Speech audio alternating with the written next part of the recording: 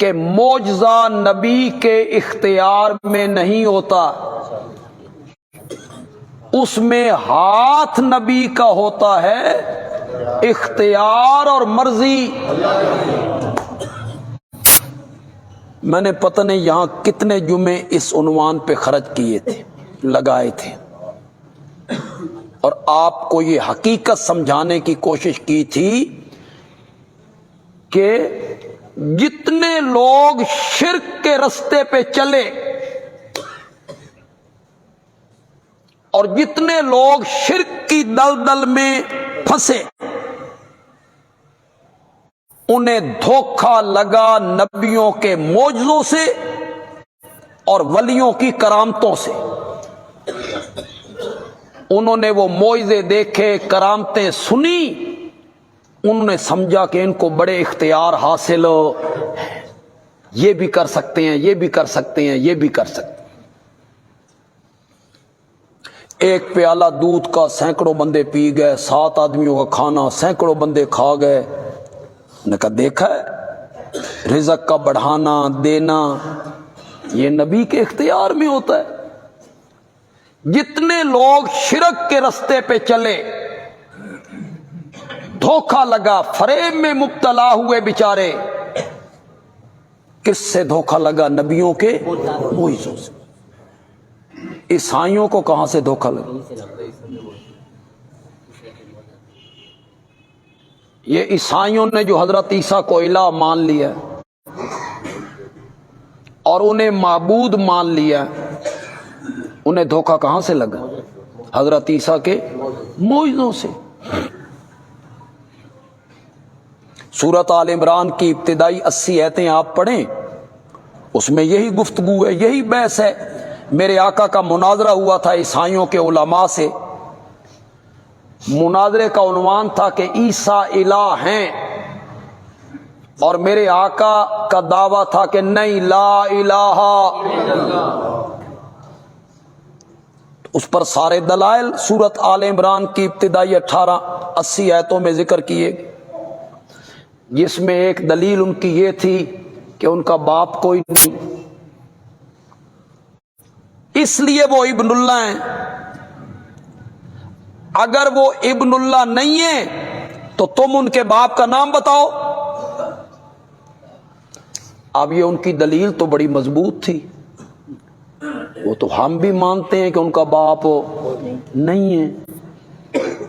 تو عیسائیوں نے بھی یہی کہہ دیا، اگر وہ ابن اللہ نہیں ہے تو ان کے باپ کا نام بتاؤ۔ قرآن پاک نے اس کا جواب دیا سورۃ آل عمران میں، باپ کا نہ ہونا اگر تو پھر حضرت عیسیٰ کا تو صرف باپ نہیں تھا، آدم کی تو ماں بھی نہیں۔ ان کی دلیلوں کو توڑتے چلے گئے اللہ۔ عیسائیوں کو جو دھوکہ لگا اور وہ شرک کے رستے پہ چلے کہ انہیں اختیار حاصل ہیں، یہ مختار ہے، انہیں اختیار حاصل ہیں، انہیں جتنا دھوکہ لگا عقائد میں اور یہ شرک کے رستے پہ چلے، ان کو بھی دھوکہ کس سے لگا؟ نبی اکرم صلی اللہ علیہ وسلم کے معجزوں سے، بزرگوں کی کرامتوں۔ کچھ کرامتیں تو انہوں نے گھڑی ہیں، تھوک کے حساب سے گھڑی۔ اس طرح کرامتیں ظاہر نہیں ہوتی، ہوتی ہیں لیکن تھوک دے حساب نال نہیں۔ میں نے کئی مرتبہ کہا ہے، کچھ نئے لوگ ہیں تو آج سنیں، آپ میں جو پڑھے لکھے لوگ ہیں، سیرت کی کتابیں پڑھتے رہتے ہیں، حضرت ابو بکر کی کوئی کرامت آپ کے ذہن میں ہے تو بولو، اٹھو بولو۔ کوئی نہیں۔ حضرت عثمان کی کوئی کرامت؟ شاباش، کوئی نہیں۔ حضرت طلحہ کی، حضرت زبیر کی، حضرت عمر کی۔ اس طرح نہیں ہوتا جس طرح آپ نے کرامتیں بیان کی، جس طرح آپ جھوٹ گھڑ گھڑ کے لوگوں کو سناتے رہتے ہو۔ اور ان میں خدائی اختیار ثابت کرتے رہتے ہو کہ انہیں یہ اختیار حاصل تھے، ان کی جھوٹی کرامتیں سناتے رہتے ہو۔ انبیاء کے معجزوں سے اور اولیاء اللہ کی کرامتوں سے لوگ شرک کے رستے پہ چلے اور شرک کی دلدل میں دھنستے چلے گئے۔ لوگوں کو سمجھانے کی ضرورت ہے، بار بار یہ بتانے کی ضرورت ہے کہ نبیوں کے معجزے بھی برحق، لیکن معجزے میں ہاتھ نبی کا ہوتا ہے، اختیار اور مرضی عرش والے کی ہوتی ہے۔ نبی کے اختیار میں نہیں ہوتا معجزہ، جب چاہے جہاں چاہے وہ معجزہ دکھا دے، اس کے ہاتھ میں نہیں ہے، ہاتھ اس کا ہے، اختیار کس کا ہے؟ میں نے کئی مرتبہ آپ کو سمجھایا، آپ ذہن میں رکھتے نہیں ان باتوں کو، پکا لو ان باتوں کو۔ اگر معجزہ نبی کی مرضی سے صادر ہوتا، اتنی سادہ سی دلیل دے رہا ہوں، اگر معجزہ نبی کے اختیار میں ہوتا، اگر معجزہ نبی کی مرضی سے صادر ہوتا تو حضرت موسیٰ لاٹھی کو سانپ بنتے ہوئے دیکھ کر کبھی نہ بھاگتے۔ خود نہیں بنایا تھا، اگر معجزہ نبی کے ہاتھ میں ہے تو لاٹھی کو سانپ انہوں نے خود نہیں بنایا تھا، پھر ڈرنا کیوں؟ پھر بھاگنا کیوں؟ اپنی مرضی سے بنایا، اپنے اختیار سے بنایا، انہیں پتا تھا کہ لاٹھی سانپ بنے گی، اپنی مرضی اور اختیار سے بنایا، پھر بھاگنا کیوں؟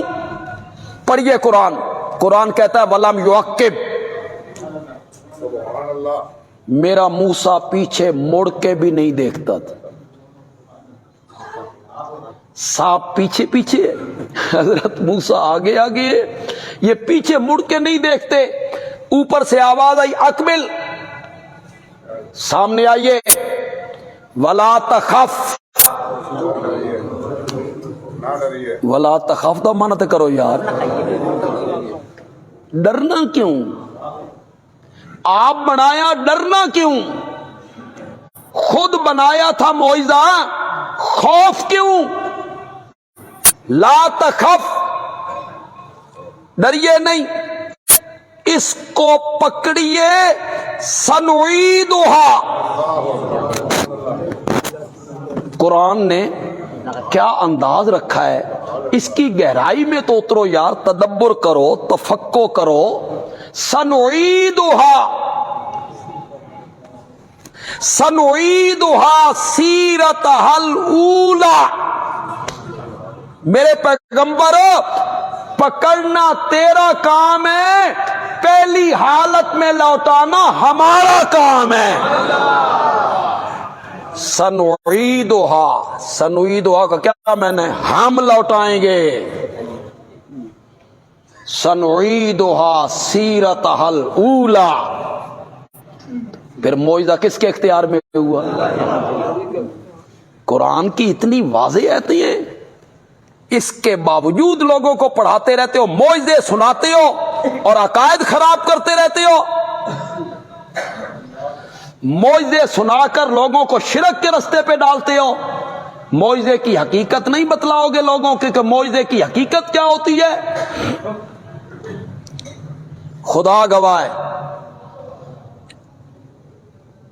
ہماری جتنی عقائد کی کتابیں، اہل سنت کی عقائد کی کتابیں، ان میں کچھ کتابیں ہمارے درس نظامی میں شامل، طلباء کو پڑھائی جاتی، ان میں شرح عقائد ہے۔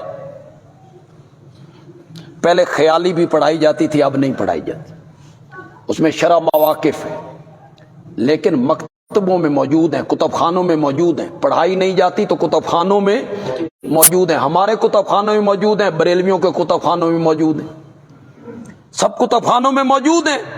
شرح عقائد تو پڑھائی جاتی ہے سبکن سبکن۔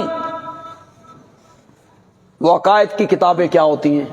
ان میں پڑھایا جاتا ہے اللہ کے بارے میں کیا عقیدہ رکھنا ہے، رسالت کے بارے میں کیا عقیدہ رکھنا ہے، قیامت کے بارے میں کیا عقیدہ رکھنا ہے، عذاب قبر کے بارے میں کیا عقیدہ رکھنا ہے، حوض کوثر کے بارے میں کیا عقیدہ رکھنا ہے، اس میں عقائد پڑھائے جاتے. خدا گواہ ہے ان عقائد کی کتابوں میں یہ لکھا ہوا ہے، یہ پڑھاتے ہیں، کتب خانوں میں پڑھی ہوئی ہیں، ان میں لکھا ہوا ہے معجزے کا فاعل اللہ ہے. جی ہوں تو پڑھانا پائے گا فائل کی ہوندا، یعنی معجزہ فعل کس کا ہے؟ نبی کا نہیں. یہ عقائد کی کتابوں میں یہ بات لکھی ہوئی ہے، معجزے کا فاعل اللہ ہے، ہاتھ نبی کا ہوتا ہے، مرضی اور اختیار اللہ کا ہوتا ہے. اس معجزوں کو دوسری چیزوں پہ قیاس نہیں کیا جاتا. میرے پاس وقت نہیں، میں وہ بیان نہیں کرنا چاہتا، میں تو کوئی اور بات کرنا چاہتا تھا، بس صرف اشارہ کرنا چاہتا ہوں کتنے لوگ اس کو سمجھ پائیں گے. معراج والی رات میرے نبی زمین کی پستیوں سے اٹھے اور میرے رب نے اسی وجود مقدس کے ساتھ جسد مار روح بلندی کے سب سے اعلی مقام پہ پہنچا دیا. پہلے مکے سے بیت المقدس پہنچے، وہاں سارے نبیوں کا میرے نبی کو امام بنا دی. سونے کی سیڑھی لگائی گئی اور میرے نبی اس کے ذریعے پہلا آسمان، دوسرا، تیسرا، چوتھا، پانچواں، چھٹا، ساتواں، سدرۃ المنتہا، بیت المعمور، جنت المالا، یہ سب نیچے رہ گئے، میرا نبی اوپر چلا گیا. رب سے گفتگو شروع ہو گئی، انہوں نے تحفے پیش کیے، رب نے تحفے پیش کیے. رب نے امت کے لیے 50 نمازوں کا تحفہ دے دیا. حضرت موسیٰ نے 9 مرتبہ واپس بھیجا، تیری امت یہ نہیں پڑھ سکے گی، نہیں پڑھ سکے گی، ہن وقت تخفیف کروا لو، درخواست کرو اللہ کچھ کم کر دیں. یہ آنا جانا، پھر میرے نبی یہ سارا سفر کر کے واپس آ گئے. کتنے مہینے لگے تھے؟ سفر کتنا ہے؟ سفر کتنا ہے؟ اس میں لگنے والا وقت کتنا ہے؟ سبحان الذی اسری بعبدہ لیلا،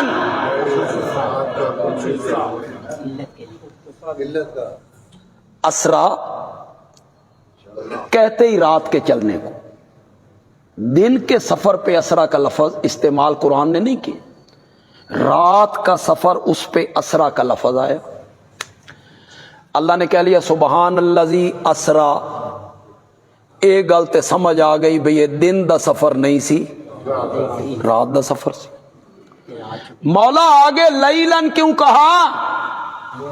اسے پھر نکرہ لائے، پھر نون تنوین کا قلت کے لیے ڈالا. کیوں؟ فرمایا اسرا کہتا نا تو لوگ سمجھتے پوری رات لگ گئی ہوگی. آگے میں لیلن لایا، اسے نکرہ نون تنوین کا قلت کے لیے، یہ بتانے کے لیے ساری رات نہیں لگی، لیلن رات کا. میرا نبی یہ سارا سفر کر کے واپس آ گیا. اپنے اختیار سے گئے تھے؟ نہیں، اپنی مرضی، اپنا اختیار. یہ سارا سفر، یہ ساری پرواز میرے نبی نے اپنی قوت سے کی. یہی ثابت کرنا چاہتے ہو؟ اس کے 1 سال بعد، معراج کے 1 سال بعد میرے نبی نے ہجرت فرمائی. مکے سے مدینہ 500 کلومیٹر. کتنا؟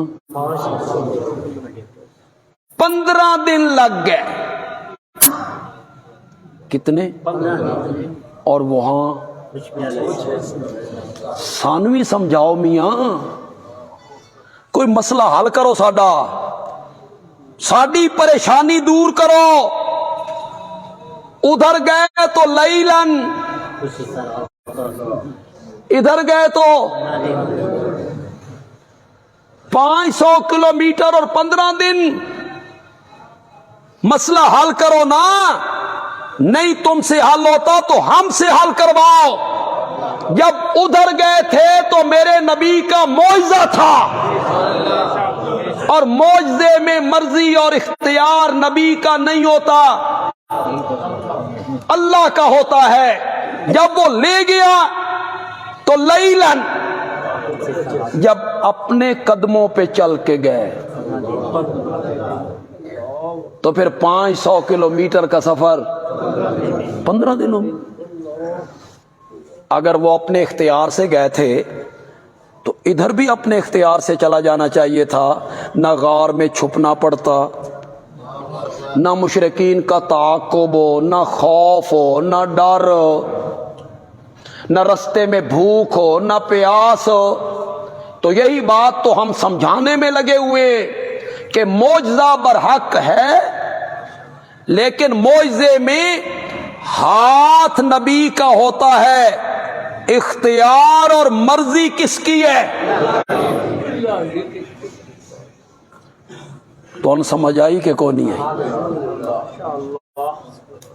اللہ کرے جو لوگ شرک کے رستے پہ چلے ہوئے ہیں، دھوکے میں مبتلا ہیں، انہیں مغالطہ دیا گیا ہے، ان میں سے بھی کوئی بندہ میرے اس بیان کو سنے، اللہ اسے بھی ہدایت نصیب. یہاں